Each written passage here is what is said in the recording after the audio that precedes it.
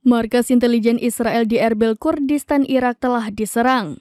Dikutip dari Al-Mayadin, informasi ini baru disampaikan oleh Jerusalem Times pada Kamis 11 Januari 2024.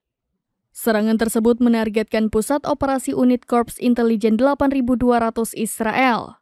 Unit tersebut bertugas melakukan misi pengawasan dan pengumpulan informasi. Imbas serangan ini, setidaknya 3 perwira intelijen militer Israel menjadi korban tewas. Pada hari penyerangan tersebut, perlawanan Islam di Irak mengumumkan atas 4 operasi yang dilakukan terhadap beberapa sasaran. Satu di antaranya, mereka juga menjadi dalang atas penyerangan pangkalan militer Amerika Serikat di dekat Bandara Erbil. Pada saat penyerangan, 7 anggota unit sedang berkumpul meninggalkan petugas yang tersisa terluka dalam berbagai tingkatan. Menurut situs berita tersebut, semua agen Israel adalah pemegang paspor Amerika Serikat. Tampak sebuah drone bunuh diri menghantam lokasi tersebut. Serangan itu pun menyebabkan ledakan hebat dengan api yang sempat berkobar saat ledakan terjadi.